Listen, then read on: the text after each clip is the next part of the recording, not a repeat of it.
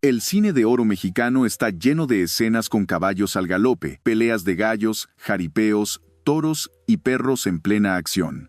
Todo parecía parte del espectáculo, pero detrás de muchas de esas tomas pasaron cosas que hoy serían impensables. Animales usados sin control, golpes reales, caídas provocadas con métodos agresivos y estrellas que lo sabían y lo permitían. Algunos incluso lo pedían, convencidos de que así se hacía cine auténtico. Hoy vamos a hablar de esas veces en que el público aplaudía, mientras los animales sufrían fuera de cámara. Estrellas del cine de oro que fueron acusadas de maltratar animales durante los rodajes. Y aunque el escándalo nunca salió en las revistas, en los sets todos lo sabían. ¿Estás listo para descubrir quiénes fueron? ¡Comencemos! Antonio Aguilar es sinónimo de tradición, charra, caballos y cine ranchero, pero también de escenas donde los animales sufrían en silencio. En muchas de sus películas, especialmente las de acción a caballo, se usaron técnicas brutales para lograr caídas espectaculares, cables invisibles, jalones forzados y espuelas que dejaban marcas reales. Lo sabían en producción, lo sabían los domadores y él también. Pero en lugar de cuestionarlo, se justificaba con «así es el rancho, así es el cine de verdad». Para muchos, ese realismo fue crueldad normalizada. Pedro era un actor de carácter, duro, intenso, exigente, y en los rodajes no tenía paciencia con nada ni con nadie, incluidos los animales. En películas como María Candelaria y La Perla, se grabaron escenas con burros, perros y caballos sin medidas de protección, en condiciones extremas de calor o esfuerzo físico. Hay reportes de que durante escenas tensas, los animales eran empujados o golpeados fuera de cámara para provocar reacciones. Y aunque él no siempre lo hacía directamente, lo permitía sin interferir. El mensaje era claro: si la toma se logra, lo demás no importa. Actriz sólida y muy respetada, pero también de carácter fuerte. En películas de corte ranchero, como El Siete Leguas, se decía que le irritaba grabar con animales porque olían mal y no seguían indicaciones. Una anécdota poco conocida, que de una escena en la que debía acariciar una cabra, pidió que la amarraran más fuerte porque no se dejaba. Cuando el asistente se negó a ajustarla más, ella mandó traer a otro que lo hiciera. No era agresiva, pero sí totalmente indiferente a cómo quedaba el animal, mientras la toma quedara bien. El indio era un genio visual, pero también uno de los directores más temidos en el set. Y cuando se trataba de escenas con animales, su nivel de exigencia pasaba todos los límites. En Pueblerina y otras cintas se utilizaron toros reales heridos, gallos drogados para peleas, y hasta se llegó a apuñalar un animal frente a cámara para captar el momento verdadero. ¿Exagerado? Puede ser. Pero varios técnicos de esos rodajes lo confirmaron con los años. Fernández lo decía con orgullo: nada de mentiras. El cine se siente o no se siente. Para él, el sufrimiento era parte de la estética. Pedro Infante era adorado por el público y por los animales, al menos fuera de cámara. Pero en ciertas producciones, especialmente las de ambiente rural, se le acusó de perder la paciencia con caballos que no obedecían en escenas complicadas. En Los Tres García y A Toda Máquina, hay testimonios de producción que aseguran que en más de una ocasión dio azotes reales a los animales en pleno coraje, mientras el equipo prefería mirar hacia otro lado. No era constante, pero cuando pasaba, nadie se atrevía a pararlo. Su imagen era tan intocable que cualquier crítica quedaba entre nosotros, como decían los técnicos. El charro cantor, elegante, patriótico y extremadamente exigente en el set. En las películas donde se usaban caballos, participaba activamente en la elección de los animales más dóciles, pero también más forzados. Lo fuerte está en los relatos de que ordenaba entrenamientos extremos, castigos y uso de espuelas duras para que los caballos reaccionaran con la precisión que él quería.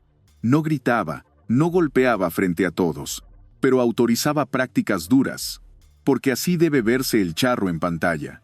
Lo más triste es que, según gente cercana, veía el sufrimiento animal como parte del oficio, como si el caballo fuera un accesorio más del personaje. Meche Barba, reina del cine de rumberas, participó en varias películas con aves y animales exóticos como parte del decorado tropical. En al menos 2 rodajes se usaron guacamayas, loros y gallos reales, que eran atados para que no se movieran. Ella no los maltrataba directamente, pero nunca protestó, incluso cuando las aves mostraban signos de estrés o agotamiento. Se decía que pedía que los animales estuvieran quietos sí o sí, y si eso implicaba forzarlos, le daba lo mismo. Para muchos, su actitud era parte del sistema. Para otros, fue indiferencia con cara de profesionalismo. Luis Aguilar, el gallo Giro, tenía fama de simpático y relajado, pero cuando se trataba de grabar con animales, especialmente en escenas de acción, no era precisamente delicado. Hay registros de que en varias producciones se usaron técnicas para hacer caer caballos que terminaban con lesiones reales. En una ocasión, durante el rodaje de una escena de jaripeo, se grabó la caída real de un toro lastimado, sin usar dobles ni simulación. Aguilar pidió repetir la toma varias veces hasta que quedara de impacto. El animal quedó fuera de control y el equipo tuvo que intervenir a la fuerza. Pero en la postproducción, eso sí, todo quedó perfectamente editado y nadie dijo nada. Hermana de Elsa Aguirre, y con una carrera discreta pero sólida. Participó en varias cintas ambientadas en el campo, y según miembros de producción, era notoriamente brusca con los animales entre escenas. En una película filmada en Durango, se negó a montar una mula porque olía feo y se movía mucho. Cuando le dijeron que era parte de la escena, le gritó al encargado que le trajera una que no delata, aunque le den algo para calmarla. Nunca se confirmó si doparon al animal, pero la escena se filmó sin problema y el rumor se quedó entre bambalinas. David Reynoso era un actor de carácter, muchas veces asociado al cine rural más crudo, y en ese tipo de producciones, la línea entre ficción y violencia real se difuminaba fácilmente. Hay películas donde aparece junto a animales heridos perros, mulas, incluso aves, y según varios técnicos de producción, esas heridas no eran maquillaje. Se usaban animales reales en mal estado, y si alguno quedaba lastimado durante la grabación, se seguía grabando mientras sirviera. Reynoso no era quien provocaba el daño, pero tampoco lo detenía. Su silencio era parte del problema. Julio Aldama fue uno de esos actores que se movían entre el western nacional, el drama y el cine de acción, y según varios relatos, era también de los que no dudaban en usar métodos extremos con caballos si la escena lo requería. Hay reportes de rodajes en los que se usaban espuelas metálicas y jalones bruscos de rienda, con tal de provocar el trote o la caída que el guión pedía. Aldama, lejos de cuestionarlo, lo celebraba como cultura charra pura, lo más duro. En una entrevista de los años 70, dijo abiertamente que el cine se hace con verdad, y eso también duele. Lo dijo sin titubeos. Flor Silvestre era dulce, carismática, talentosa, pero hay una historia que pocos recuerdan. En el rodaje de una de sus películas rancheras, fue vista por miembros del equipo jalando con fuerza a un perro que no se mantenía quieto durante la toma. El animal gimió, y un utilero intentó intervenir. Ella se molestó y pidió que se sacara al animal del set. No hubo golpes, pero el maltrato fue evidente. Y aunque parezca un caso menor comparado con otros, muestra cómo incluso los personajes más queridos tenían actitudes normalizadas que hoy serían duramente criticadas. En su época, eso simplemente no era tema. El gran villano del cine mexicano tenía una personalidad imponente y una actitud igualmente dominante en los sets. En películas donde usaba caballos, se le conocía por gritar, azotar riendas e incluso usar látigos reales para dirigir la energía del animal. Varios compañeros dijeron que no era crueldad gratuita, sino una forma de mantener el control. Pero los resultados eran los mismos. Animales tensos, nerviosos y en ocasiones visiblemente lastimados. Para él, el personaje tenía que imponerse en todo momento, incluso si eso significaba maltratar a un animal en plena escena.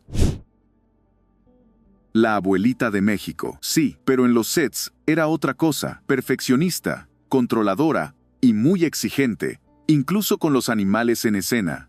En varias de sus películas familiares se usaban perros, gallinas y burros para crear ambiente. Pero si no cooperaban, ella perdía la paciencia. Un ayudante de producción reveló años después que una vez le gritó a un perrito nervioso y lo empujó con fuerza para sacarlo del encuadre, diciendo: «Ese animal ya me arruinó la escena». Fue un momento breve, pero recordado. Su imagen nunca fue tocada, claro, pero en el set, no todos la recordaban con ternura. En el cine de oro, se cuidaban los encuadres, el vestuario, la voz, pero nadie cuidaba a los animales. Lo que hoy sería impensable, en esa época era parte del rodaje: cables para tumbar caballos, gallos drogados, perros forzados a repetir tomas hasta el agotamiento. Y las estrellas lo sabían, algunas lo permitían, otras lo ordenaban, o simplemente miraban hacia otro lado. La industria estaba enfocada en lucir bien frente a cámara, no en lo que sufría fuera de cuadro, porque en ese mundo, mientras la escena quedara perfecta, el maltrato no era un problema. Era parte del guión no escrito. ¿Cuál de estas historias te sorprendió más? ¿Y crees que estos casos deberían hablarse más en voz alta? Te leo en los comentarios.